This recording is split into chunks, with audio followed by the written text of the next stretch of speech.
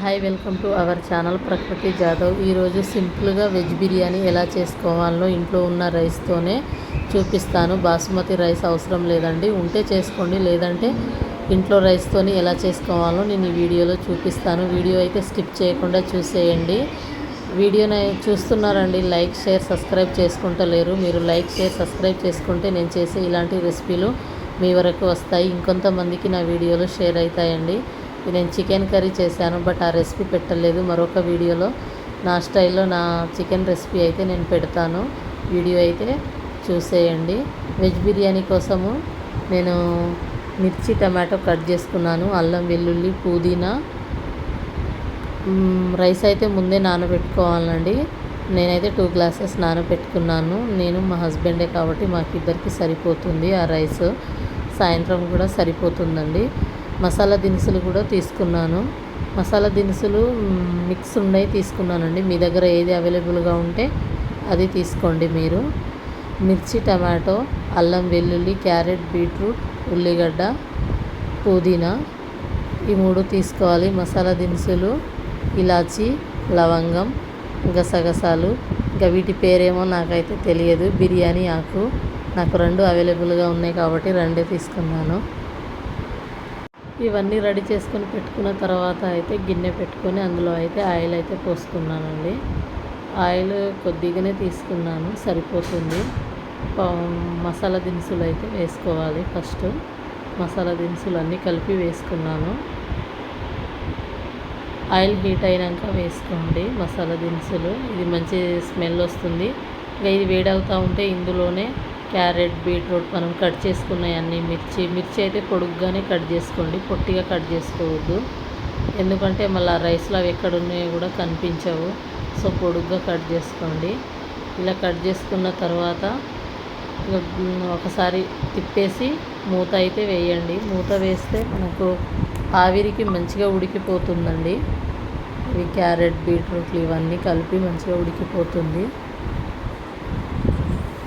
ఇవి సిమ్లోనే పెట్టి మాత్రమే వండాలండి. వంట చేసేటప్పుడు ఎప్పుడైనా సిమ్లోనే పెట్టాలి. మూత అయితే పెట్టేశానండి.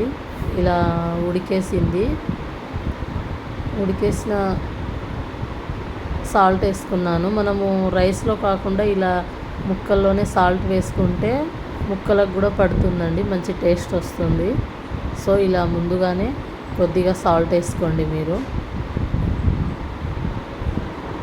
సాల్ట్ వేసుకున్న తర్వాత ఒకసారి మొత్తం తిప్పేయండి.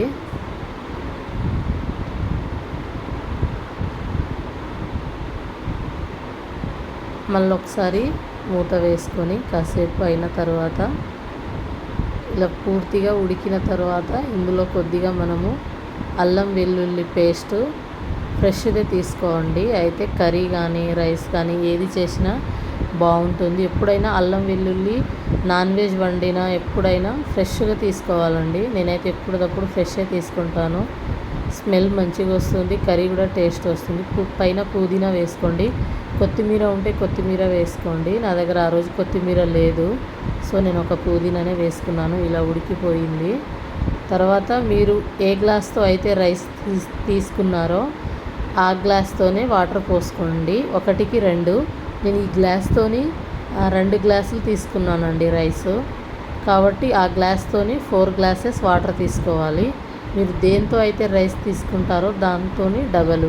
1 అయితే 2 గ్లాసెస్ బియ్యం అయితే 4 గ్లాసులు, 3 గ్లాసులు ఒకవేళ బియ్యం అయితే 6 గ్లాసులు, అలా 1కి 2 తీసుకోవాలి. ఇలా ఉడికేటప్పుడు మనము ఇది ధనియాల పౌడర్ అండి. ఈ పౌడర్ వేయడం వల్ల ఏంటంటే మంచి స్మెల్ వస్తుంది, టేస్ట్ వస్తుంది, కలర్ వస్తుంది రైస్. మనం ఇందులో ఎలాంటి ఫుడ్ కలర్ అయితే యూజ్ చేయట్లేదు. ఫుడ్ కలర్ అవసరం లేదండి. మనము వాడే బీట్రూట్, క్యారెట్ వేసుకున్నాం కదా, ధనియాల పౌడరు, దీంతోనే మంచి కలర్ వచ్చేస్తుంది రైస్. ఇప్పుడు మీకు కనిపిస్తుంది కదా పైన రెడ్ లాగా, మంచిగా కలర్ వచ్చేస్తుంది. సో ఇదే సరిపోతుంది. ఒక 10 మినిట్స్ తర్వాత రైస్ అయితే ఇలా అయిపోయిందండి. హై ఫ్లేమ్లో పెట్టి ఉడికించుకోవాలి. కొద్దిగా వాటర్ ఇంకిన తర్వాత సిమ్లో పెట్టుకోండి. Like share subscribe my channel. Thank you.